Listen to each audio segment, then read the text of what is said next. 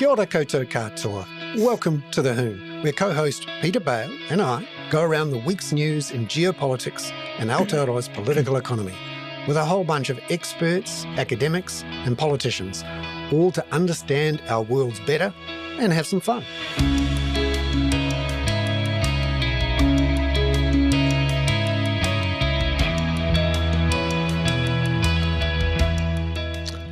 Tēnā koutou katoa. It's great to have you all here on The Hoon, our weekly show where we take a lap around the world's news. Plenty of that at the moment. It's called The Hoon because the Hoon is the collective noun for kaka.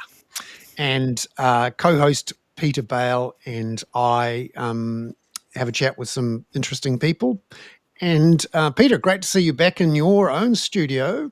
After Good to being see you out- too, Bernard. After being in Twizel, yeah. And Julie Timmins, who's one of our lovely regulars, noted in the speech last week that by saying "by hokey" it's Twizel, I had disconnected our show from anybody under 70. But That's probably right. which I was slightly offended by being rather under 70 myself. But I'm back. I did actually make it. I am going to offend some more people, Bernard, which I know is far from what I normally do, but I stopped in Christchurch for quite a few hours on the way home last week, and I was less than impressed. I was disappointed by my birthplace, having only been there once since I was born, and it was not impressive to me. I thought it was a bit... Have you not been there since the earthquake, or...?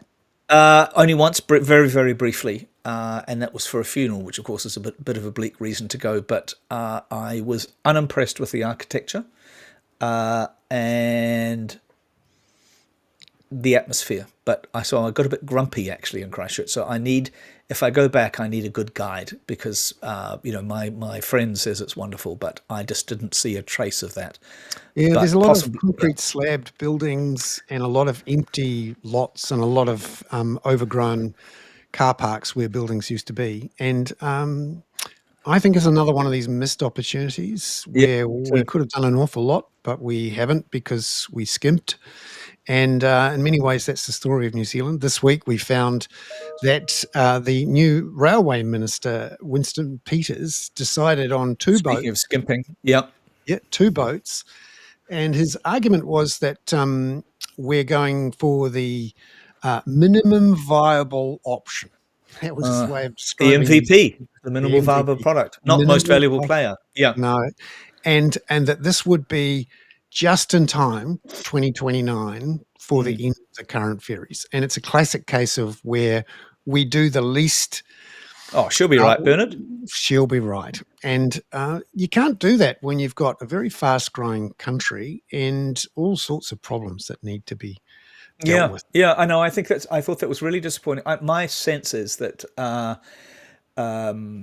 despite you applying her with gins and tonics from time to time, that the finance minister Willis made a really bad call on cancelling that, even if the infrastructure onshore was too elaborate. I don't know, but it wasn't being built by idiots as far as I can see.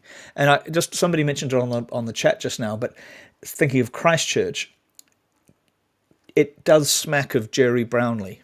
I mean, I know he probably is recognised as having been a remarkable mayor during that time, but maybe I've said this before, and if I've said this to you before on the show, I apologise, but it just seemed to me to be an amazing opportunity lost to bring in Norman Foster and Richard Rogers and the greatest architects in the world in a competition to make it into Brasilia, perhaps. Yes, he certainly was one of the architects of the recovery of Christchurch, not as the mayor, but as the earthquake recovery minister. And when... Oh, was he? I apologise. I thought he was the mayor. That's right. And the young version of Selwyn Toogood was the mayor of Christchurch at the time. Ah, yes. Yes. Again, one of these missed opportunities. It has been a heck of a week for debate about our infrastructure, but also about the world. One of the reasons I'm feeling pretty sort of swamped with information today is just the amazing news that's been coming out of the White House from Donald Trump. I think he's just detonated a neutron bomb under the global trading system Mm. to impose tariffs across the board, starting with 10%, including for New Zealand, but then to go as high as 54% in total for China, our And largest trading partner. 67%, I think, for Cambodia. Yes, and more So than we 50% for bombed, the United Vietnam. States bombs shit out of Cambodia and Laos and Vietnam, and then says, "Hang on a minute, you're getting ahead of You're yourselves ripping with us your tariff." off. It is Yeah. absolutely extraordinary. Yeah. And it's something we'll talk about later on in the show with Catherine and with Elaine and Phil Twyford, the massive changes in the global system, and in many ways, the sort of the end of an era, I think, in the Yeah, I was globalization remember era. last week, Bernard. We talked a little bit about the WTO, and I had forgotten that Pascal Lamy, who was one of those classic sort of Eurocrats, is the Director General of the WTO. And as predicted on the Hoon, I think last week, within the next afternoon, the United States suspended its funding for the WTO, for the World Trade Organization, which grew out of the General Agreements on Tariffs and Trade (GATT), which Trump is right or wrong, probably wrong, but is reversing essentially the post-war consensus that the emphasis for the United States on global development and on spreading its opportunity and in spreading wealth was going to be beneficial. This is a dramatic reversal. And I noticed Trump, in his completely unhinged campaign speech at the White House Rose Garden, talked about globalists are not going to like this.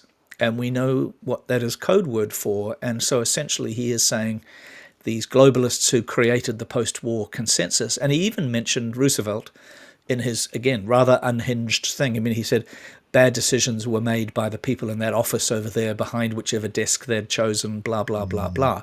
And he talked about the ramps that had been built for Roosevelt when he was in a wheelchair and had polio. I mean, it was just so weird. But when he is breaking apart personally the structure set up by Roosevelt And it's a to long-held protect the view of world. his. To be fair to him, and I'm not inclined to be, but to be fair to him, he has held this He's view been since the consistent. 80s. Yeah. Yeah. And, for a whole bunch of the Rust Belt in America and Europe and the UK, globalization has not been great for those people. The problem is, of course, he is now going to wreck the system in Sorry, a who has? way. Sorry, just 1 second, Bernard. Just so that globalization has not been great for whom? Has not been great for the Rust Belt workers of the United States and Europe and the UK and ourselves. We're one of the first to unilaterally reduce our tariff barriers, and we don't have much of a manufacturing sector anymore. You could argue that's to be expected because we're a tiny country and economies of scale means that factories should be in big places for big markets, and now China has that. But because under the neoliberal reforms from the late 80s onwards, those people who were the losers from globalization were not compensated or really No. cushioned in any way. The reaction, the blowback, means that pain, that anger is being weaponized by Trump in a way that will hurt them even more, because these tariffs will put up prices for the imports they now rely on when they go to Walmart and to Costco. Well, I was going to say this, Ben. I mean, he had a couple of people there with their hard hats on and their high vis suits and so on from Detroit or near Detroit. I mean, those people can afford affordable Hyundais. They can go to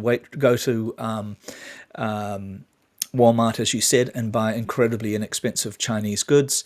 And we also got led into a stream, particularly in New Zealand, which we went boots and all, particularly under Roger Douglas, for the idea of competitive advantage.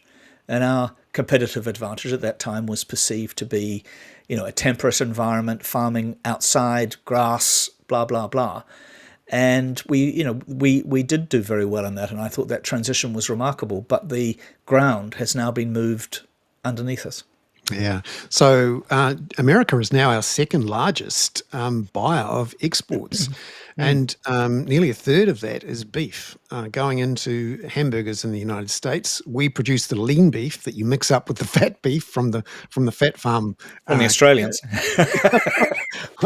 no, luckily they're a competitor of Yeah, ours, and you could argue one of the good things about this is that we've all been punished, and we and the United and Australia are being punished less than some others, and so in theory very we'll be much able so. to go into there and compete against European winemakers with a slightly cheaper version. But of course, it's going to hurt American consumers and slow down the global economy. It's going to upend all of these supply chains that have become incredibly efficient, even if they're now very concentrated and weren't very resilient during COVID. Mm. They are efficient, and if you have to unravel them, not just shift them around a bit, because that's what happened after Trump version one. China moved its supply chains through to Vietnam and Cambodia and Malaysia and Mexico just so it could comply. Mm.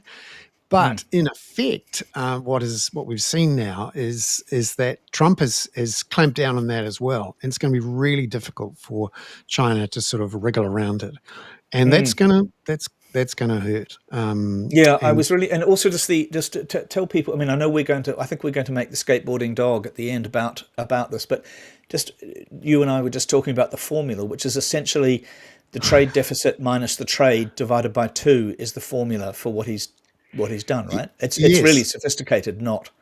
he didn't tell anyone how it was going to be done. He just placed these amazing lists on boards, Mm. which we'll put a link to in the show notes, and it has this very bold description, which is these are the tariffs that America Mm. faces from these other countries. And so what we're going to do is halve them.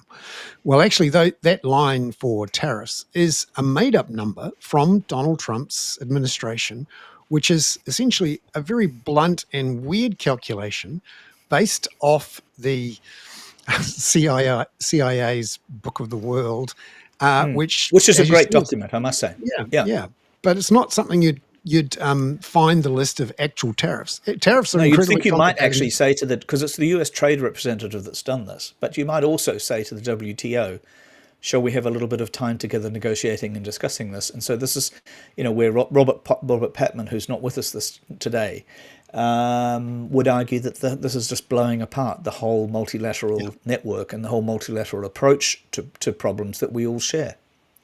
yeah, and it's anathema to our way of doing things, and is the ultimate blowback and payback for the neoliberal approach, which was Mm. to ignore the losers. Well, now the losers have come back, and they've put the ultimate loser in charge, who is now punishing everyone, and it's going to be awful. I think It it's was worth pretty pointing. extraordinary, Bernard, the way he sorry, forgive me, the way he made the United States sound like the victim, and he talked about it being raped and ravaged, and the language was absolutely grotesque.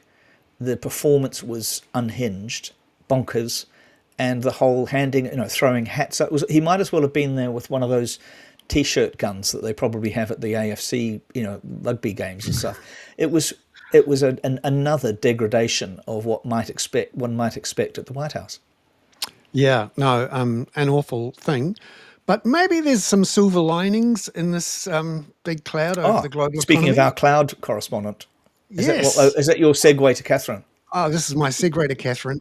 Catherine, could it be good Kia ora. that the global could it be good that the global trading system has now got an awful lot of sand in the wheels? There's a lot of grinding of gears now. Could it be good? I I don't know. I mean, I'm a proponent of degrowth, but Mm. the whole reason for the degrowth movement is to avoid a kind of uncontrolled collapse of economies and of people and of society's circumstances and so on. And I'm not entirely sure that this is what you might call a controlled reduction or reducing down of those things. So I couldn't. Yeah, I can't see it as a good thing in that respect. Yeah.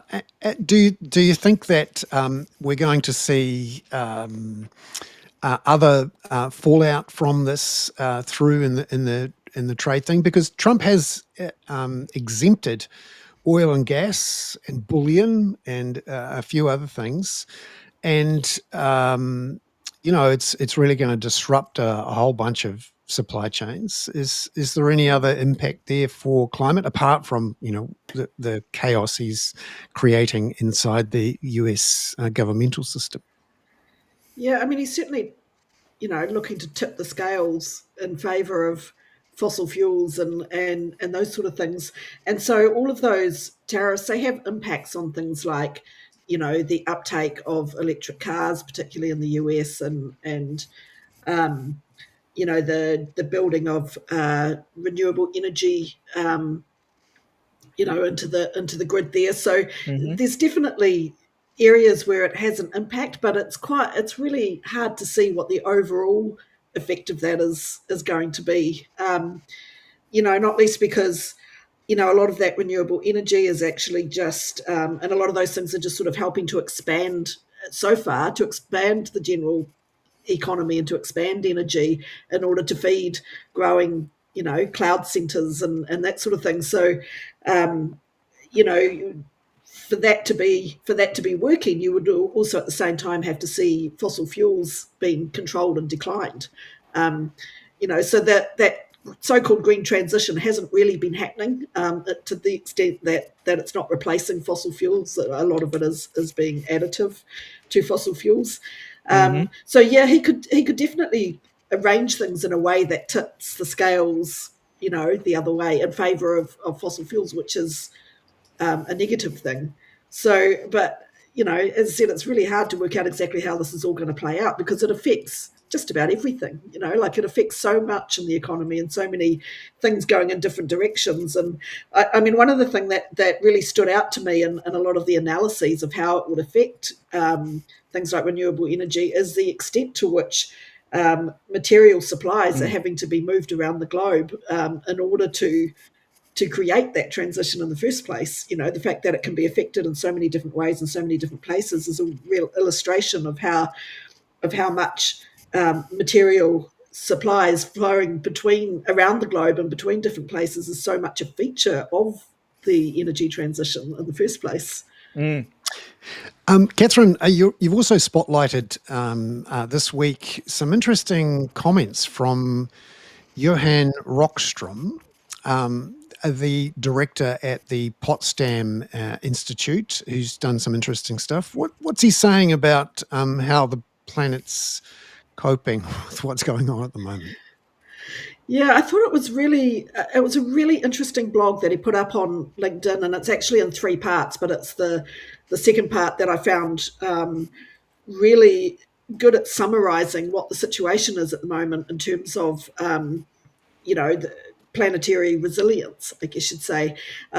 So, for those who don't know, Johan Rockstrom is the guy responsible for the planetary boundaries framework. So, we've talked about that quite a few times before. He used to be at Stockholm Resilience Institute, now he's at Potsdam.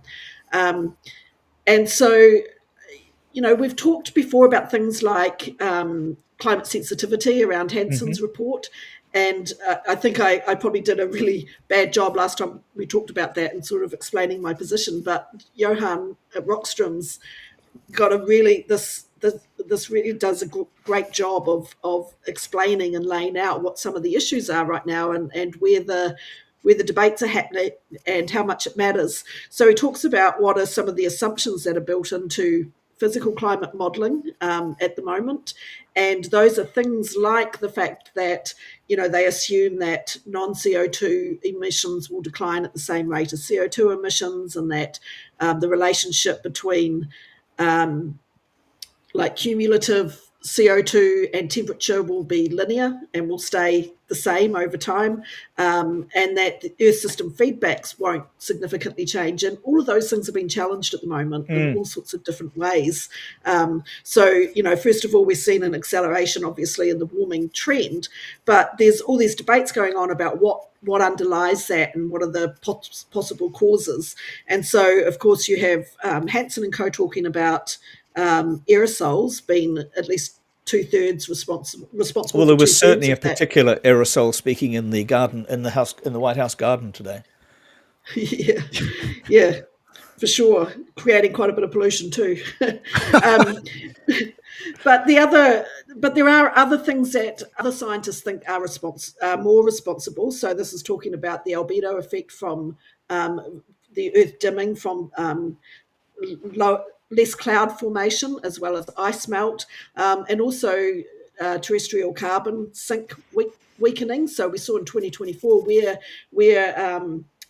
the land tends to usually absorbs about 25% of our fossil fuel, the CO2 from fossil fuel burning.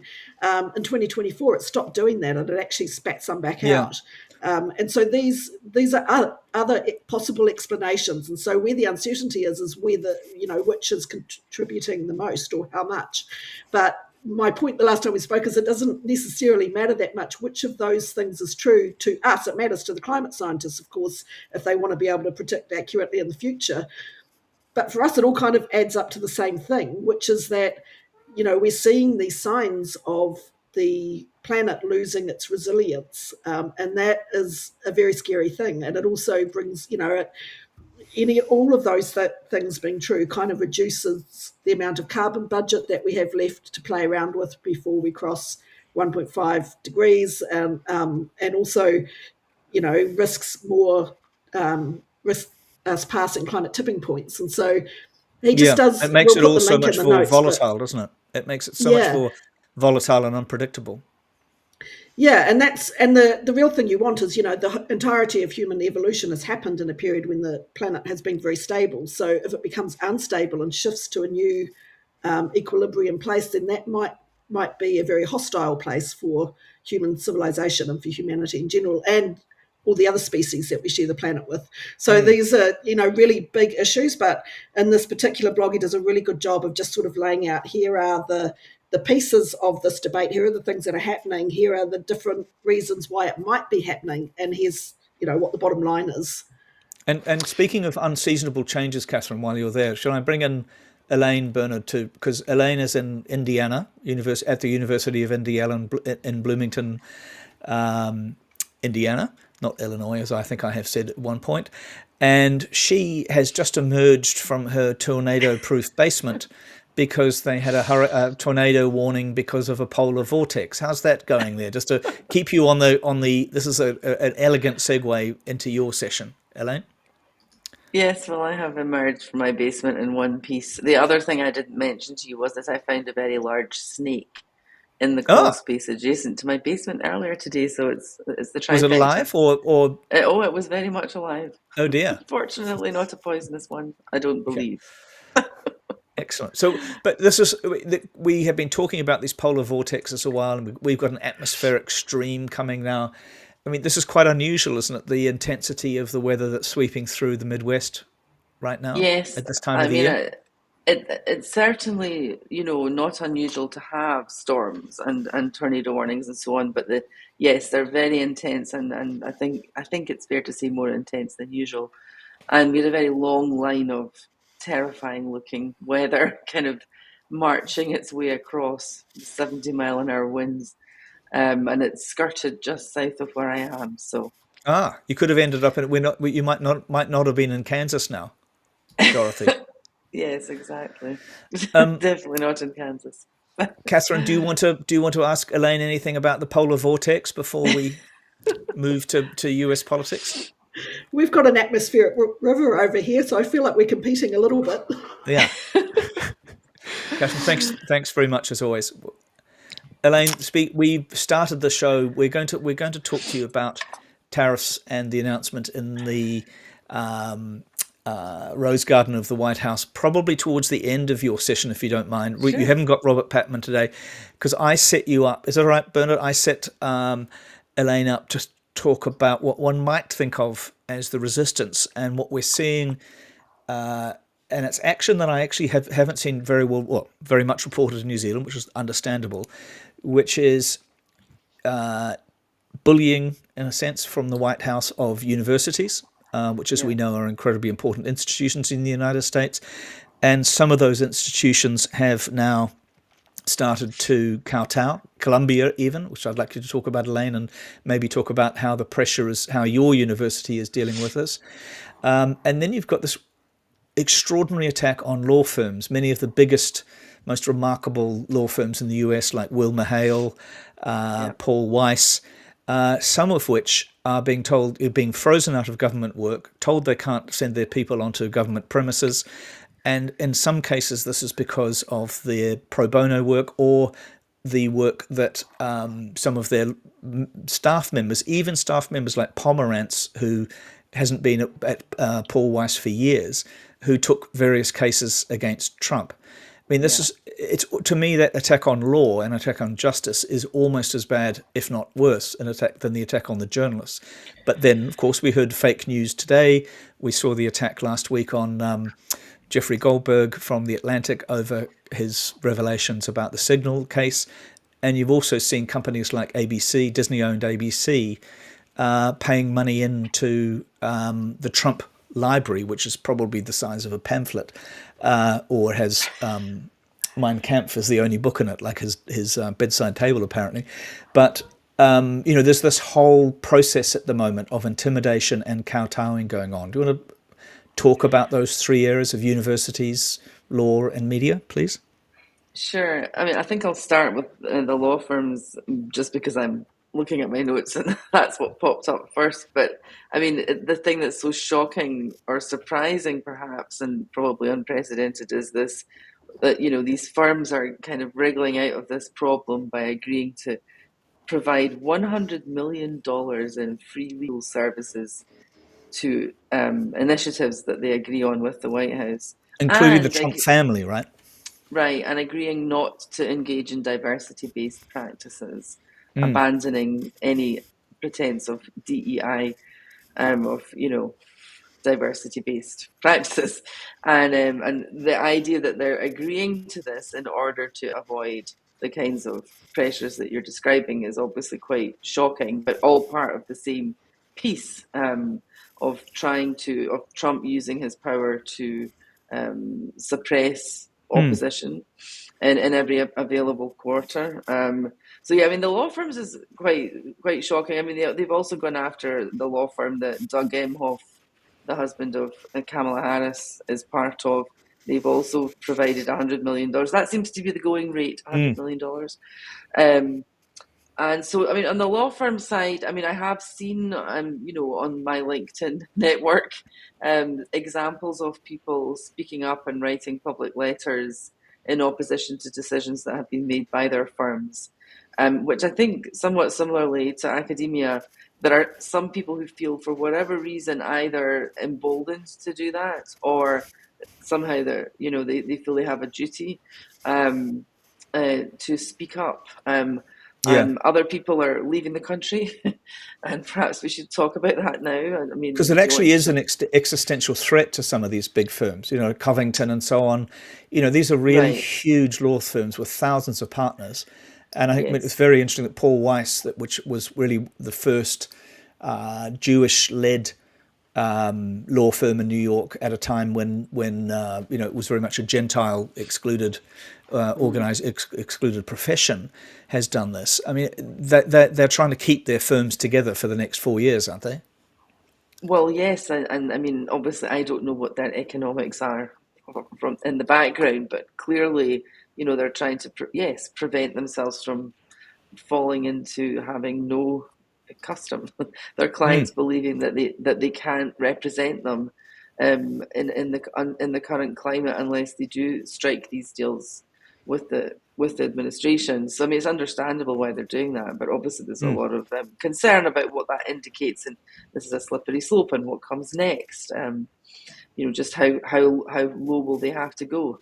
How deeply must they kowtow? And So. Elaine, what about the universities? I mean, we've seen Columbia. Could you explain maybe what Columbia did to respond to the Trump allegations about, which was essentially about anti-Semitism on campus, raised by the pro-Palestinian, pro-Gaza protests, right? So yeah, so this anti-Semitism investigation it's kind of ironic because the Department of Education has been targeted for, removal by the Trump administration, and apparently the one sort of initiative that we've been seeing a lot of reporting on has been their naming of, I think it's 60 universities and colleges that are under investigation for failing to clamp down on anti-Semitism, and this is an example actually of resistance happening in real time because Jewish professors at my own university Mm-hmm. and elsewhere as well on a letter that started in Boston that now has thousands of names on it are, kind of describing this strategy as an anti-Semitic attack on anti-Semitism, that it's using the Jewish community as a kind of a scapegoat or a pawn, on the grounds that these accusations of anti-Semitism are actually not being used for the purpose that they appear to be, and rather are being used to suppress universities. So obviously, at risk is many, many, many millions of dollars of federal grants, and in order to similarly to the law firms, separating themselves from DEI practices and so on is the way that universities are having to respond. So how has Um, how has Columbia responded? What is the kowtowing involved in the Columbia situation? well, and I'm sorry, I'm blanking on her name now, but we just saw the leader of Columbia. Actually, this is interesting because she kind of agreed with what the Trump administration was demanding and has now had to step down. Mm-hmm. So that there's some indication of people standing up to the bullying, but there's also indications of people leaving town. So Tim Snyder and, as I've now learned, one of his best friends, a historian also at Yale, a philosopher at Yale, have now left for Canada, Yeah. and they've gone to Toronto. So I mean, And if we just, it's just remind everybody, Professor Timothy Snyder from Yale is essentially the world expert on totalitarianism, wrote the book about totalitarianism, right. and talked about this anticipatory obedience in the months running up to Trump's election. And he's decided that he needs to live in Toronto rather than in Yale.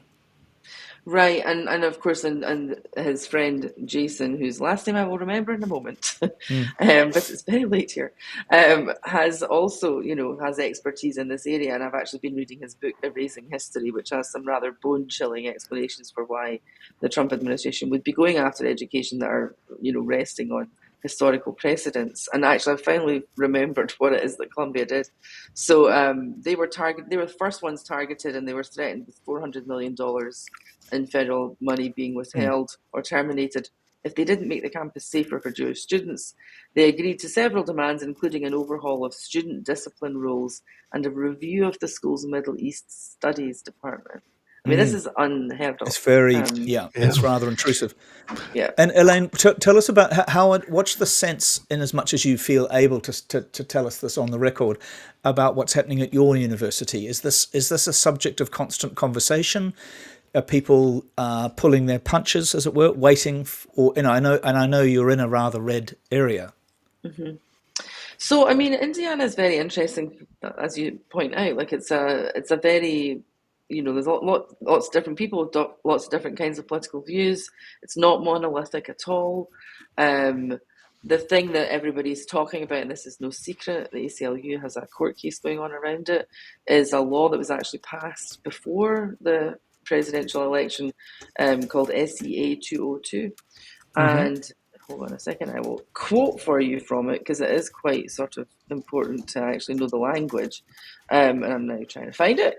But basically, what it does is it instructs all faculty to show diversity of views in their teaching. You're expected to not show one side over the other. But the language is quite ambiguous, and the concern is that it will potentially be used as a way of getting rid of faculty who don't agree with the Trump administration's and the Republican legislature's view of things, and it's opened up the possibility of anonymous complaints being made against faculty by anyone.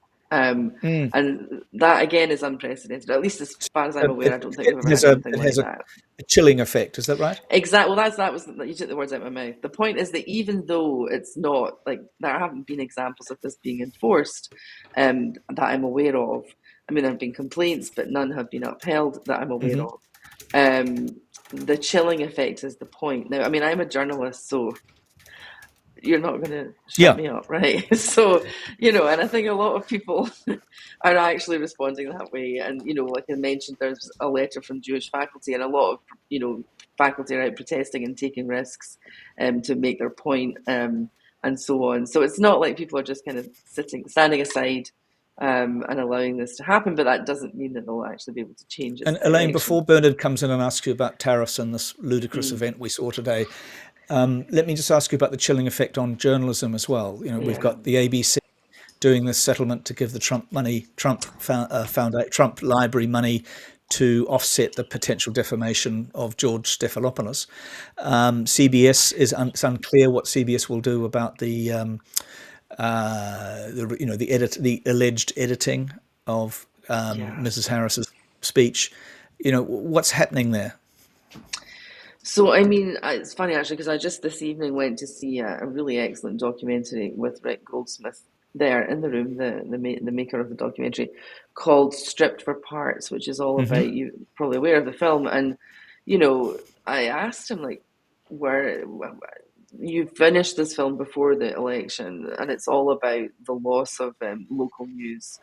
And of course, that's the worst. Like one of the things that Snyder talks about actually in his latest interview, which you shared with me, Peter, in Maclean's, after having decided to go to Canada, he talks about the loss of local news as being one of the most dangerous things that you can see, because that's when there's no local news, people don't know what's happening, and so.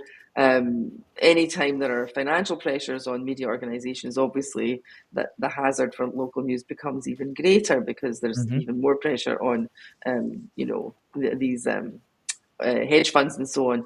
The opportunity becomes even greater. So, but actually, Rick was and I feel the same way. A lot of my young students have lots of excellent ideas about how to do journalism that don't look like how you and I learned it, Peter, and we don't know what it's going to look like in 5 years. So I'm just going to remain stubbornly optimistic and trust in our young folk to come up with brilliant ideas that we can't even imagine right now. And this will just be another rallying cry for everyone to work harder. Elaine, I was curious to know whether the election results in Wisconsin and the debates amongst those around the political sphere are starting to leak into some sort of sense of rebellion. Are people starting to push back? There's an awful lot of sort of hiding under the table, but are people starting to push back at all? So it does feel as if there are general indications of people not standing quietly by while all of this unfolds. I mean, there is a day of protests happening on Saturday, even in my little small town in southern Indiana, and probably all over the country.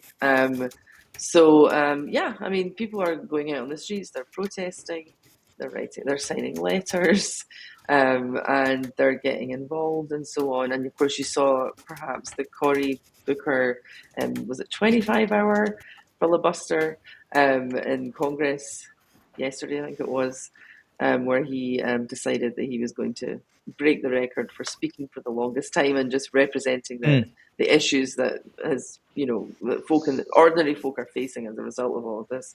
So, I mean, I think the tariffs are what makes me. I mean, I remember we talked about this before all of this happened, and I said if there's one thing he won't do, it's the tariffs. Well, I was wrong, but I still think if there's something that will kind of unravel, then surely that's it. I mean, when the Wall Street Journal's own editorial board is starting to say the kinds of things it said today about the tariffs, then that we're in a new world. By the way, that's thunder that you may hear in the background. It's quite loud, actually. Your polar vortex is coming back. Elaine, thank you so much. We're going to You're move welcome. to a very interesting Labour MP, opposition MP in New Zealand, Phil Twyford. Thank you so much, Elaine. You're Thank so you. welcome. Good night, everyone. Good night. Stay safe over there. Thank you. You too. Phil, it's lovely to see you. Welcome into the Hoon, and on a big day in global affairs. Firstly, just generally, what did you make of the announcements and the reactions today to what really is a sort of a milestone day for the history of the rules-based system? Yeah. Hi, Bernard. Hi, Peter. Great to be on the Hoon. Yeah, definitely sort of an epoch-changing day, really. And it's hard not to fall into superlatives every time something happens under this Trump White House. That really the kind of the liberal post-World War II order, he's just consistently just kicking the slats out of it.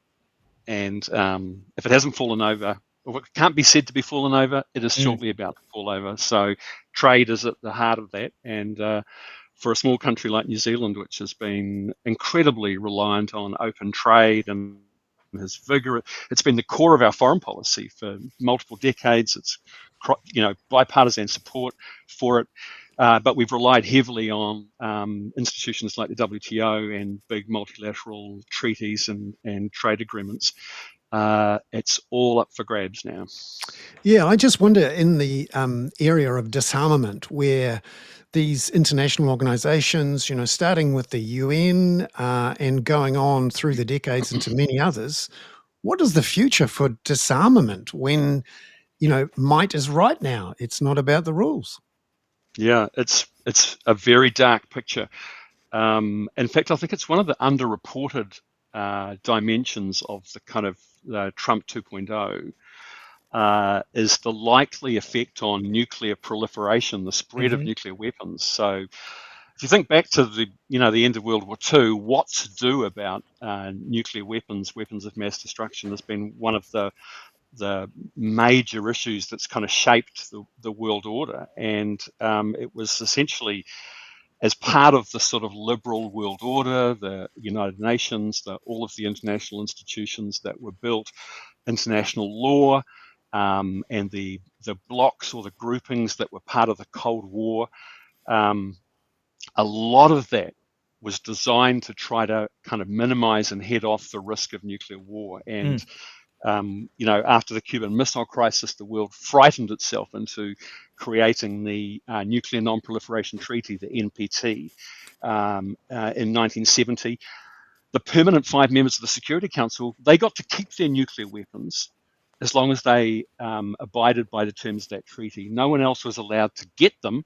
But the critical thing was the US and, to an extent, the old Soviet bloc basically extended their nuclear deterrence to protect their friends. Well, now what's happened is that the United States has basically withdrawn the security guarantee, and the Europeans felt it first. But geopolitics all around the world now, not just in Europe and Asia and everywhere else, has changed as a result. And that extended nuclear deterrence that protected the friends of the US, now everyone's going, well, we can't rely on that anymore. So the new German Chancellor has basically, Merz has basically said, maybe we should have a European deterrent. Maybe the French force de frappe should basically be a European thing. Starmer and Macron have both basically said they're open to that.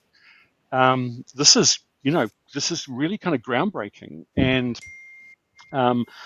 I think that you have to wonder that, countries like Ukraine and Taiwan must now be wondering, Ukraine, of course, because they had nuclear weapons as part of the old Soviet Union, and they gave them up because they were guaranteed a security guarantee by the US, by Europe, and by Russia, and it counted for nothing. And there's a lot of speculation that South Korea will also Yeah. start to look at whether it Phil, should have its own nukes. We often have Helen Clark on, who's a big fan of the show, and our audience is often a big fan of Helen. And we often have Robert Patman from Otago University on, and they talk a lot about AUKUS and the risks to AUKUS, the risks, the questions that need to be asked in this changed environment. And it was very striking to see, I thought, Anthony Albanese's comments today that the action of the United States has no basis in logic, and that this is not the act of a friend. What do you think that climate sets for New Zealand as it thinks about AUKUS 2, level 2? Well, I think that for many decades for New Zealand, there's been a genuine choice to be made about, do we choose a sort of Helen Clark-esque independent foreign policy where we try to navigate our own way, or the Australian model, which is sort of very deliberate strategic dependence on the United States. And arguably that was a genuine choice, whether you like one or the other. But that's no longer the case now. That old binary choice is completely redundant. There is no possibility now to consider, I think, the current national-led government's policies since it was elected, its foreign policy has been based on the idea of a strategic alignment with the US, supposedly to make us safer in a world of increasing superpower rivalry, particularly what they perceive as the threat posed by China. Well, that it's impossible to see that as any kind of viable option for New Zealand now. It's not. Yeah. So I wonder, Phil, I mean, how do we see this world? Do we hide under a desk and hope that he goes away fast and then it will all go back to normal? Because we spoke a couple of weeks ago to Michael Wolff, who's written the various books, including Fire and Fury and the most recent one. And he told us there is no a successor to Trump, and that he's such a special character that he will, when he goes away, the Trumpism will end. What do you think of this idea that we should just hang in there and hope it goes away? I'm not really convinced by that, Bernard. This kind of sovereigntyism and mix of sovereigntism and isolationism is a very deep-rooted thing in American politics. And if they've elected Trump twice now, what's stopping them electing someone else of a similar strain? But also that it pains me to say it, but this tendency to isolationism and sovereigntism, America first, is actually quite strong in the Democrat Party as well. So I don't think it's possible to rebuild Humpty Dumpty. Trump has effectively he's basically just dismantled the liberal order that's been in place since the end of World War II. And I think we're going to have to look at what we do now. And New Zealand, I think, like most other countries in our region, in Asia and the Pacific, apart from Australia, we're going to have to think about how we keep ourselves safe, how we pursue security and open trade that's the basis of our prosperity through a truly and genuinely independent foreign policy. But it's not like we don't have to invent something new. Most countries have been doing that already.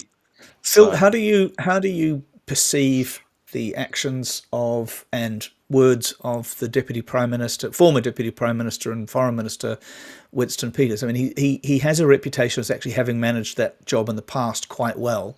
He had a kind of weird meeting with Marco Rubio a couple of weeks ago. You are of a slightly different quite a different generation from him. You are probably more skeptical about the historic legacy between New Zealand and Australia, and New Zealand and the United States than he was. Would that be the case? Yeah, I think Winston's politics are essentially nostalgic, and to be honest, it's kind of weird that at the very time that the US is bringing down this 80-year liberal international order, Winston's out there trying to ingratiate New Zealand to become part of this US alliance.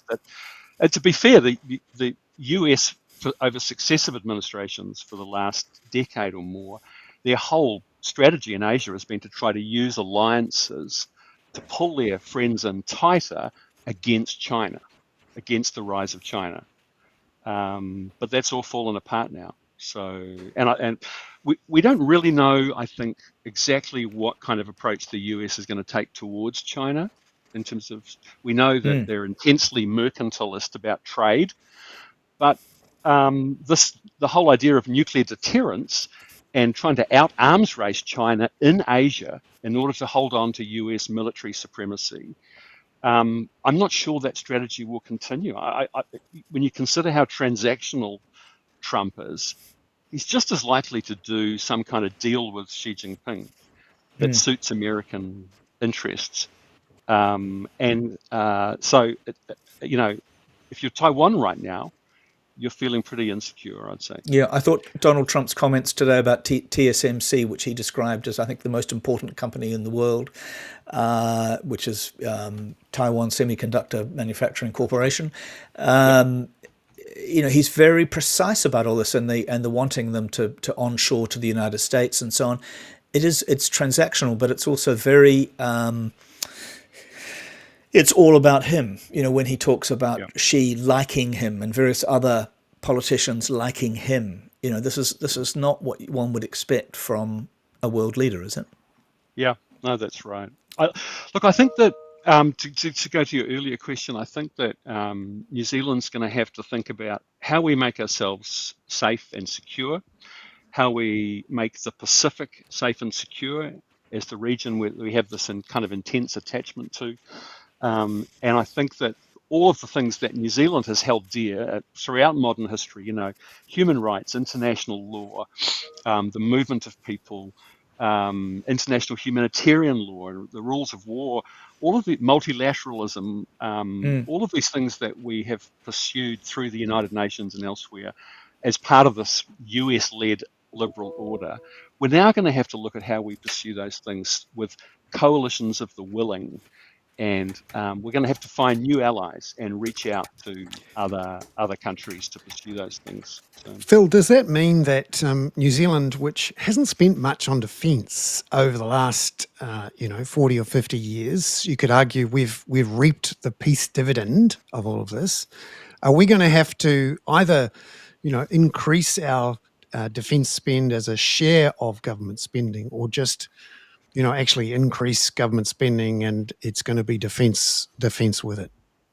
So I think there's a sequencing issue here. Before we have the argument about which bits of hardware we want to buy and how much money we spend, we actually have to first think hard about, well, what's our security strategy? What do we think is going to make us safe? And because being part of the projection of US power in Asia, to be a force multiplier for the US, as Christopher Luxon said when he went to Washington last year, that's no longer a thing. So we have to think about what is our security strategy, and then I think the defence strategy and procurement. What stuff do we want to buy? It falls out of that. So we have some hard thinking to do about that, and I would like to see, and I think my Labor colleagues would like to see us think about how do we work in the region with other countries in Asia and in the Pacific, our ASEAN countries. They've got hundreds of years of living in the shadow of China and working out how to deal with great powers. We've got to work with the region much more seriously, both in security and defence and diplomacy. And then I reckon we should be thinking about, genuinely how do we defend ourselves, not just having frigates to tag along next to some US aircraft carrier to show strength in the Gulf or in the Taiwan Straits. How do we keep New Zealand safe? And there are other countries who have had to go through this. Taiwan has, Finland has. The porcupine strategy of, you're not a threat to anyone else, but you're really prickly if someone wants to mess with you. There's a guy called Sam Roggeveen in Australia who's a security analyst who's written a book called The Echidna Strategy, which is really an attempt to use that porcupine analogy and say, how does Australia defend itself? And so we can learn from other people, but it's time to do some serious thinking about this now. Phil, and just one final one from me. Australia's an interesting one. We actually had Sam on the show before, and he was very good. But earlier today, Anthony Albanese was, firm but fair. He said, "This is not the action of a friend." Do you think New Zealand should be more robust? Because the Prime Minister today and the Trade Minister were very much, well, this has happened. It's not as bad for us as for some others, and we'll deal with it. Should we be standing up a bit more and saying, "Hey, that's not right. You're being a bully"? So I think everyone, not just in New Zealand, everyone's terrified that they're going to end up the subject of a late night tweet from the White House. And so everyone's trying to keep their head down. I can understand that. I think the thing now is not that we should be speaking out for the sake of it. I think the really important thing we have to do now is be thinking about how do we survive in this new multipolar world? Because it requires a new plan. The old one's not going to work. Either the old style independent foreign policy, from previous governments, and the Winston Peters, Christopher Luxon, let's just become a force multiplier for the US, that's clearly not going to work now. We need something else. We need something for the new multipolar world. It requires a different approach. And that's the really important challenge now, is to do that thinking. Phil, because I'm doing some work on Kaingora, I would like to ask you a question about sort of your old portfolio to some extent. And of course, I imagine you have Kaingora properties in your electorate. Yep.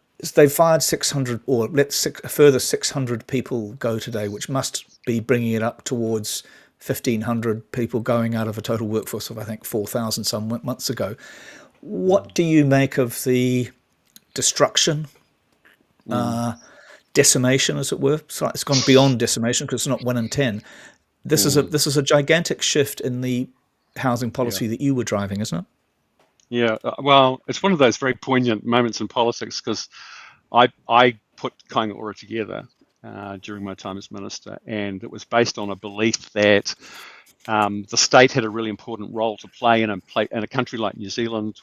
$25 billion balance sheet's much bigger now, and that we should be using that balance sheet really aggressively to build, not to crowd out the private sector, but to try to create a really robust and vigorous market and build a lot more houses and build a lot more public housing.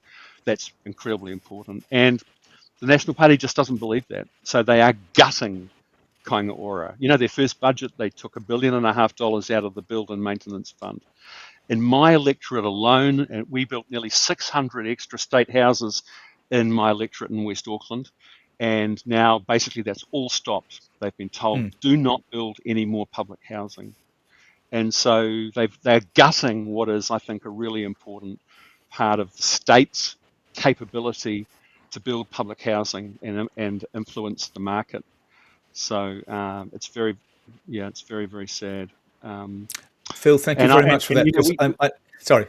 I don't normally get to ask about housing in this show because it's normally Bernard's show. But I may come back to you about it because it's I've been interviewing quite a few people about it, and it would be very valuable. Thank you, Bernard. Okay. Thanks for having me.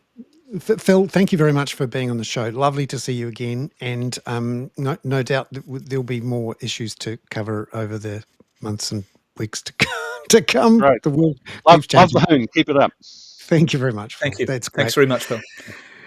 Bernard, you want to do are you going to do a soliloquy, or are you doing the skateboarding dog? Because you sent me a good skateboarding dog. Because I was also already having a conversation with somebody about Christmas Island, Norfolk Island being identified as, some of the worst imposers of tariffs on the United States, and the trade deficit between the United States and Norfolk Island is $11,000. That's right. Just before we do the skateboarding dog, I do have a quick soliloquy. Do you? That would be a first. Around this issue of today being an important day for us in the world. Back in the after the Second World War, Peter Fraser former Labour Prime Minister, was instrumental in creating the United Nations. And in a way, New Zealand and much of the rest of the world, I mean, it hasn't been completely peaceful since then, but we haven't had this sort of cataclysmic World War I, World War II conflict. And New Zealand has been able to shift our trade and our alliances in various ways, and to do it without having a massive standing army and for all of us to be conscripts and all this sort of stuff. In many ways, that ended. I mean, it ended, you could argue, when Trump was elected, but today, really, it's ended. You know, we had a few weeks ago when the Europeans had that dawning moment where they realised they were alone, and so they were going to have to really go for it and do their own thing. Today, we've really learned we're all alone. Really, America's building a big wall for itself. I am more hopeful than Phil, and I think that once Trump goes, we might get back to something a bit more so-called normal. But we have to hold tight and hope that nothing horrible happens in the meantime. But there are some islands in the deepest part of the world's oceans who should be trembling now. Two others other than the ones that I mentioned. Yeah. So is this the skateboarding dog coming, Bernard? Yes, please. Yes. Yeah. Off you go. So the skateboarding dog today is about this extraordinary story, because Trump has used the CIA's world book to work out how to apply its tariffs. It included in its big list today, you know, along with China and Canada and New Zealand and Australia, the Heard and McDonald Islands as targets of its tariffs, and included, you know, numbers about the Heard and McDonald Islands. The tariffs to the United States will be 10%. Now, as it turns out, these islands, which are extremely remote, are actually uninhabited. Other than by penguins. By penguins. So and penguins, as we know, wear very nice suits. So, you know, that's what it's all about. It's dinner jackets. Yes. So unfortunately, their hopes of becoming great trading players have been quashed by Donald Trump and his tariffs today. Yeah, Bernard, the other thing I found about that thing today was I found myself yelling at the radio and at the television when I was looking at it, because the sycophancy, the fawning, and his patronizing approach to his own cabinet was just utterly grotesque. And if you watch any of it, it was just, you know, his treatment of Marco Rubio, his treatment of Howard Lutnick, the Commerce Secretary, it was just grotesque, in my opinion. And it illustrates for us one of these weird things about America in particular. Its love of respect for authority. You know, respect my authority. You know, there is a bunch of America. What was that accent from? Where was that accent from? Respect my authority, from the South Park. Okay. Yeah. So one of the weird things about America, you know, it presents itself as this sort of Wild West. Everyone's a individualist loner. You know, everyone's the same as everyone else. Actually, there's an awful lot of sucking up and everyone trying to get close to whoever's in power, because you might be able to ride their coattails higher. That's why I really enjoyed Severance. If you've had a chance to watch Severance, Peter? I have watched bits of it, and it reminded me of my life at Microsoft a little bit, yeah. Yeah, there's something quite deep about Severance and how worship of the company and worship of the boss in America has a particular flavour, and we're seeing the worst types of it at the moment. Hey, Peter, thank you very much for thank you and all of our audience, more than a couple of hundred, have dialed up today. Another great Hoon. Thank you very much. We shall see you all next week. Ka kite anō. See you. Thank you, Bernard.